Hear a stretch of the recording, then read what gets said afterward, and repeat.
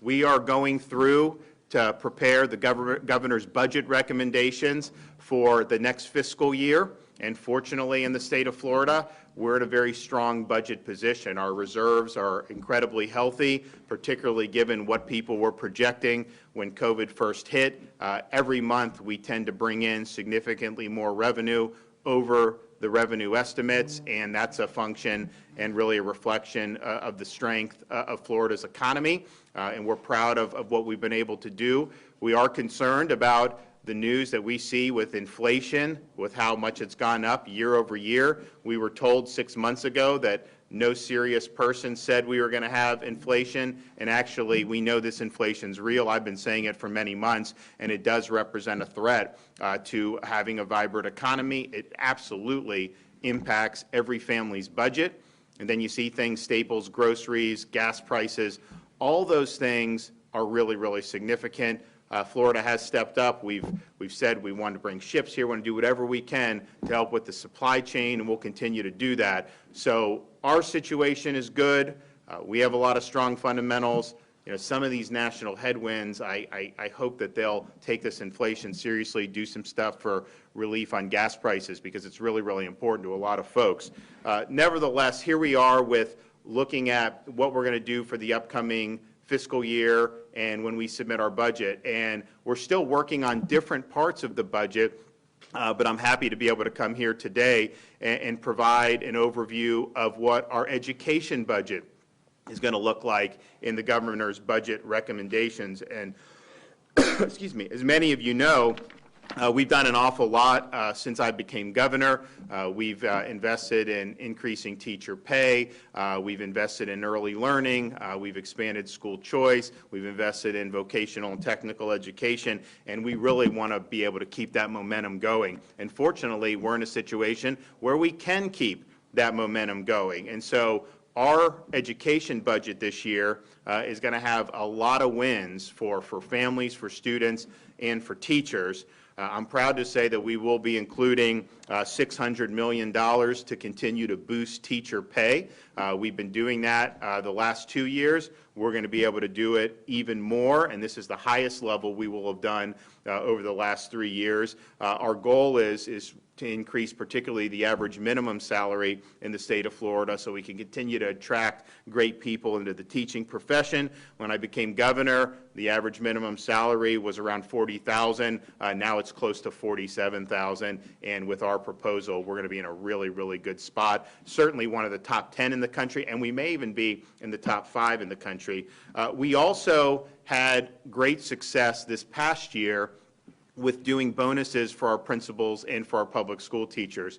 The school year 2021 was unique because it was COVID, and we were the only large state to have schools open in person for the entire school year. And I think we had a lot of principals, a lot of teachers that worked very hard and did well. So we were able to do $1,000 bonuses for 177,000 total principals and teachers across the state of Florida. And I'm happy to say that we are going to be including those bonus payments in this budget for next year because we're still having to work very hard. I'm glad that we're in a much better spot on a lot of the stuff. Of course, here at Jacksonville Classic, they've been in-person, normal school from the beginning, but we've now gotten pretty much the whole state in a really good spot, and we want to continue to do that. So those $1,000 bonuses, I think, are very meaningful, and I think it's something that we want to continue to do.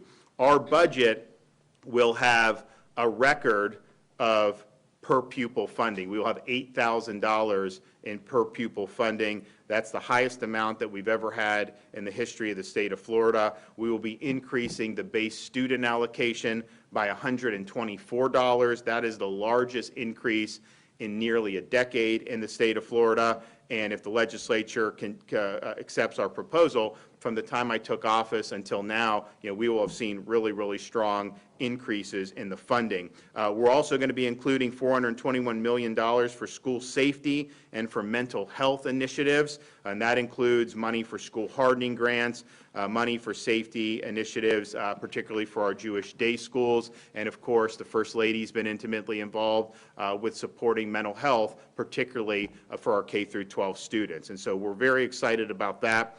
We also are going to have in the budget $15.5 million to use to replace the FSA with our new progress monitoring system. And that'll be recurring funding because the progress monitoring tools are more interactive, they're more nimble, they provide more feedback in ways that are helpful for parents and teachers and for students. But we said that one of our major legislative proposals this coming year would be to eliminate the FSA and replace it with progress monitoring.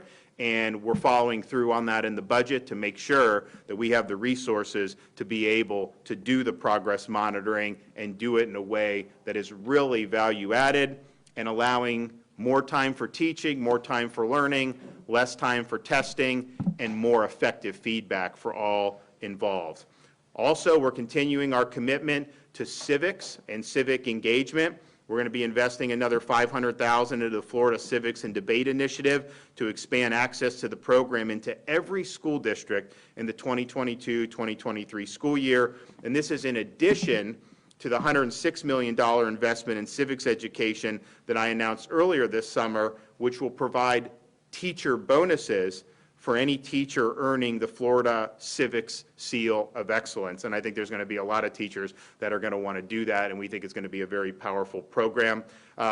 Also, to further our efforts to make Florida the #1 state for workforce education, we're including $534 million to support workforce education program. That includes $100 million for the new Workforce Development Capitalization Grant Program. That will create and expand workforce development programs at Florida school districts and at state colleges. And that's one of the things that I've been really insistent upon. People think workforce and they think sometimes exclusively state colleges. It's a great tool. We want to work with the state colleges, absolutely. I mean, if you're producing nurses and some of these other, you got to do it. But I also see huge opportunities for our school districts to be able to provide credentials and get some of their students that graduate from high school into jobs immediately. And these are high demand jobs, they pay well, and you're able to really make a good living without having to go into crippling debt. Now, in Florida, we're holding the line on university tuition. It's affordable. We're going to keep it that way. We're not going to let them raise tuition. And so we provide a good value for higher education, but there's a lot of places that don't. A lot of these schools cost a lot. They cost an arm and a leg. Kids go deep into debt, and then they end up with degrees in some instances that they could have had. They end up with degrees that aren't really paving the way for anything. They end up with jobs they could have out of high school. So this is important for workforce, and it's something that we are absolutely committed to, not just for people who are out of school, but within our school districts, making sure that students realize that they have a lot of different avenues to be able to succeed. So all in all, Florida is the education state. We now rank #3 in the latest Quality Counts rating for K-12 by Education Week, and we're ahead of the national average in almost all the individual categories, right, Richard? I mean, in terms of all the different things that you're doing. And that doesn't happen by accident. That's because there's been a lot of emphasis on this. We want to make sure that people have the tools that they need to succeed. We place emphasis where we think it really matters on things like early learning and early literacy. We're going to be having from our last session, we're going to have these books that are going to be sent out at the beginning of the school year. They're going to be utilizing those here at the Classical Academy. So we're really, really proud to place a significant emphasis on education. I think that to continuing to boost teacher pay, do these bonuses, make sure that we have workforce education, civics, all these things, replacing the FSA with progress monitoring. You know, it's a really, really robust agenda, and we're happy that we're able to do that. We're happy that we're going to have $8,000 per pupil. We're happy that we're going to be increasing the BSA, and we're happy that we're going to be able to continue to give Florida students the ability to succeed. So that's a great announcement.